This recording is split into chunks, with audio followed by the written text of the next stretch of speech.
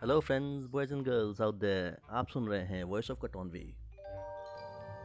Recession आने वाला है, सारा पैसा डूबने वाला है, मार्केट सब डूब जाएंगे दुनिया के। क्या वेल्थ क्रिएशन इत्मीनान के साथ, बिना एंक्शस हुए, बेज़रूरत रिस्क लिए, अपनी रातों की नींद बिना उड़ाए हुए, क्या पॉसिबल नहीं है? हेलो ऑल, उम्मीद है आप लोग खुश होंगे और खैरियत से होंगे। आज हम लोग एक बहुत ही इम्पोर्टेंट टॉपिक में बात करेंगे।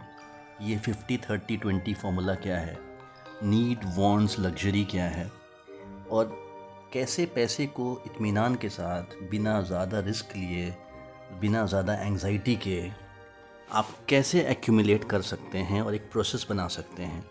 बेसिकली ये एक कोशिश है उन आम इंसानों के लिए जो बहुत परेशान हो चुके हैं ये सुन के कि डे ट्रेडिंग और स्टॉक मार्केट पिकिंग और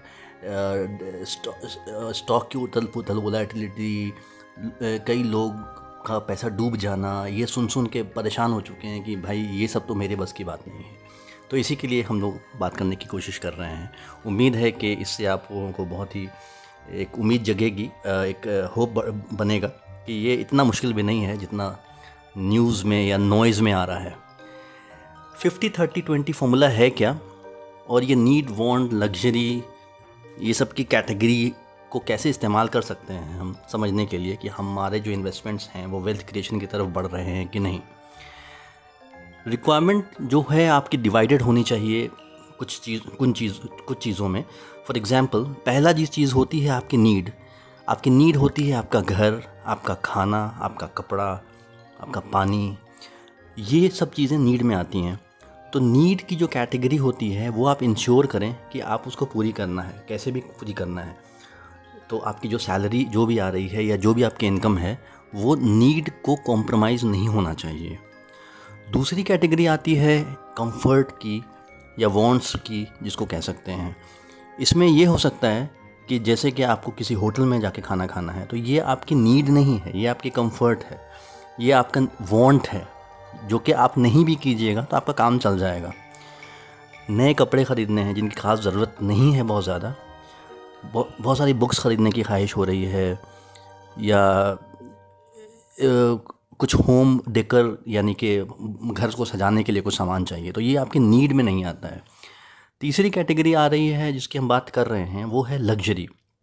लग्जरी का मतलब ये है कि एक बहुत महंगी कार, किसी के लिए वो एक बहुत महंगी घड़ी हो सकती है। इन तरह की चीज़ों का जो लग्जरी की कैटेगरी में आती है।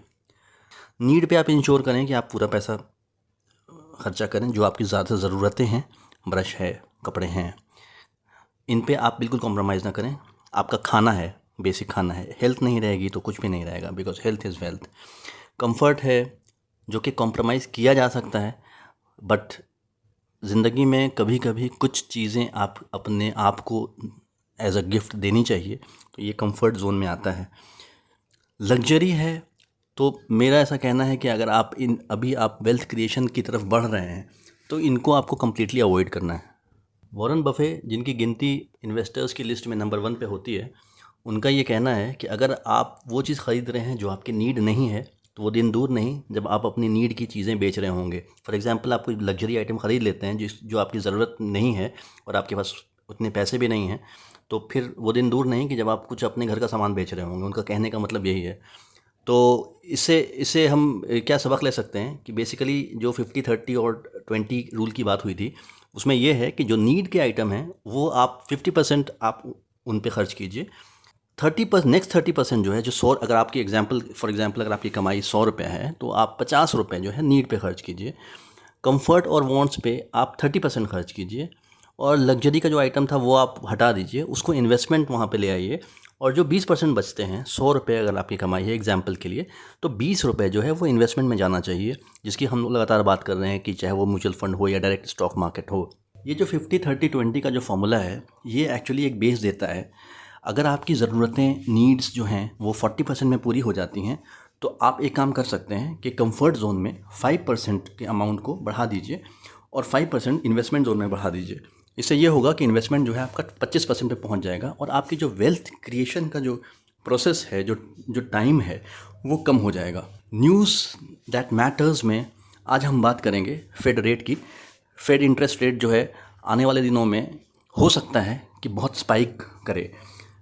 करेगा कि नहीं करेगा ये तो वक्त ही बताएगा, लेकिन अगर ऐसा होता है तो ये दुनिया के मार्केट के लिए बहुत ही निगेटिव न्यूज़ होगी और हो सकता है कि एक सडन नी जर्क रिएक्शन हो।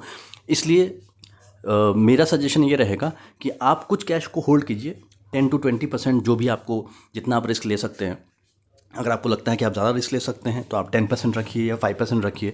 आपको लगता है कि आप कम रिस्क लेने वाले आदमी हैं तो आप 20% को थोड़ा सा आप होल्ड कीजिए पैसे को।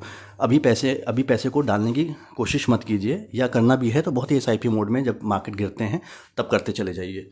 उम्मीद है कि ये आपको पसंद आया होगा। शेयर कीजिए, एंजॉय कीजिए, हंसते रहिए और सुनते रहिए वॉइस ऑफ कटॉनवी।